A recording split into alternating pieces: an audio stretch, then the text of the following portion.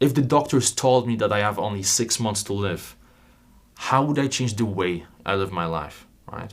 And when you think about it, we often forget that death will eventually come. But when you start thinking about death, it puts things in perspective. And by the way, some of us may have actually less than 6 months to live. We are just not aware of it. So ask yourself that question. Okay, second one, what exciting challenge would I love to pursue if there was no risk of failure or embarrassment? So very often in life, we have certain dreams, right? Deep inside, we want to do something, whether it's maybe you want to climb K2 at one point of your life. Maybe you always wanted to travel across Africa. But for some reason, there's some fear of failure and embarrassment. And there's some perceived risk in your mind. And you never embark on that journey because you think that you have enough time. But do you? Really? Do you? Okay, what is my definition of success? Now, I never like when people assume that there's just one definition of success. And in today's society, most people believe that essentially having a lot of money means success, right? So in a way, success is linked to some type of monetary value that you can create. But I believe that it couldn't be further from the truth. Everyone is different, right? Success may mean something totally different to you. So you have to define it. Number 4, what frustrates me about myself? Now this is a really tough one, right? I've been working on those questions last night, actually, preparing this. And I've been thinking about my own answers to those questions. And I gotta tell you, it's not easy, right? It's not easy to face those internal demons, but it gives you so much more clarity and understanding about who you are, okay? So what frustrates me about myself? What type of person do I want to become? Now, this is super important because I always say that if you don't have a vision for your life and for yourself, you're kind of like on a yacht without a sail, right? The wind can be very strong. Does it really matter? It doesn't matter because you don't even know where you are heading, right? So you can't do anything. You're just sitting there hoping. And hope is important, but you got to take action. So you have to define what type of person do you want to become. Number 6, how do I feel when I get a compliment? Now, this is super interesting. Now, some people, when they get a compliment, they feel weirded out. And if that's the case with you, you have to ask yourself, why is that? Maybe deep inside, secretly, I just don't believe in myself that much. Maybe I don't believe that anybody could give me a compliment, right? So think about it. Number 7, what am I truly afraid of in life? I feel like defining your fears is really important because as you delve deeper and deeper into them, you may realize that many of those fears are actually not real. Okay, number 8, how do I deal with stressful situations? This is really interesting because, many of us have those certain mechanisms that we use when a stressful situation happens, right? So we have those demons. And maybe when you get stressed, you drink a lot, right? Or maybe you smoke, or maybe you take drugs, or maybe whatever it is. You do something that you know is not good for you and for your life. But it's this, quick mechanism, that quick response to a stressful situation. Now, once you become aware of it, then you can pause for a second and ask yourself, wait a second. Why am I really smoking now? Why am I smoking? What type of pleasure am I getting from smoking? Is there anything else I can do to alleviate stress? And then you start thinking, you start finding answers so you can actually change your life. Number 9, if I could give advice to my 18 years old self, what would it be? Super important. So maybe think about some of the mistakes you've made over the years and what you wish you knew when you were 18 years old. All right, number 10. Is there something I used to believe in the past that turned out not to be true? And this is funny, right? Because very often, we walk through the world and we believe that certain things are 100% true. Next thing you know, 5 years pass by, you look back at your old self and you're thinking, I can't believe I believed in that thing. Like, it's totally wrong.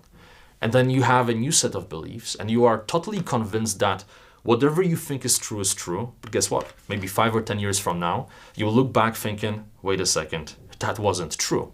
So it's interesting to go deeper and think about all of those situations, right? What would I like to be remembered for? Super important. I think no explanation needed here. What are some of the things that make me happy, right? What makes you happy? Think about it. What are some of the things that make me unhappy or frustrates me? Super important, because this may help you to figure out how to change your lifestyle a little bit, right? How to, redefine what you do on a day-to-day basis. What activities do I engage in to escape reality? Now, this kind of links to the question about what do I do when I get really stressed out? Because we all have those vices, right? We have those activities that are not good for us, but whenever we want to escape reality, it's just easy to get sucked into that counterproductive, sometimes destructive behavior, just to switch off that brain and forget about who we are. But I feel like it's important to be self-aware. And I'm not saying you will change it overnight, but if you identify your own self-deception mechanisms, once you identify all of those demons you have, it's going to be much easier for you to manage them. All right, what do we have here? What were the biggest turning points in my life? So here's the thing, right? Many of us keep focusing on what we don't have, right? But very rarely we go back into the past and we start pondering, wait a second, what are some of the breakthroughs I had in my life? What are some of the situations when I felt like things were not possible for me and I managed to make things happen? Okay, do I always say what is really on my mind? Now, if the answer is no, ask yourself, why not? Why not speak my mind? Why I have those situations when I want to say something. I know that something is true. I want to say it, but I would hold myself back. Think about it. And finally, how often do I help others? And how often do I ask for help? This is really interesting. I can relate to this one because I used to have this problem, and I feel like I still have this issue to a certain extent, where I found it very difficult to ask for help, right? I always wanted to have control. I always wanted to be the person who can help other people. But for some reason, I found it very difficult to accept help from other people. Now, I've been working on this for many years. I got some answers. It's not in the scope of this video because I could talk about it for an hour, but just by asking that question and going deeper and deeper and deeper helped me to navigate through my mind and figure out how I can change the state of affairs. So nowadays, when I have a situation when somebody tells me, you know what, Jimmy, let me help you with this, my the straightaway response is, no, I don't need help. I appreciate it, but I can do it by myself. But because I've been asking myself all of those questions, I'm more self-aware. So now I just pause for a moment and I'm like, wait a second, what are you doing? Deep breath. No, you can accept help. It's okay to accept help from other people. And then I change my response. You know what? I appreciate it. Why not? You know what? Let me get your help. So again, those questions are super important. I feel like they will help you a lot. I'm gonna put my laptop back. Now, there's one more thing I would like to tell you about, which is the Myers-Briggs personality test. Now, this is something that I recommend that you do. It's super popular. Maybe you heard about it. It takes, I think, 20, 30 minutes. Now, when you answer those questions in the Myers-Briggs test, the answers will help you to figure out what's your personality type. Now, all of those tests are far from perfect, but I feel like they serve as a great indication for who you are. And, just through the process of participating in this test, you may realize some things about yourself. So I recommend that you do it. Please post a comment in this course.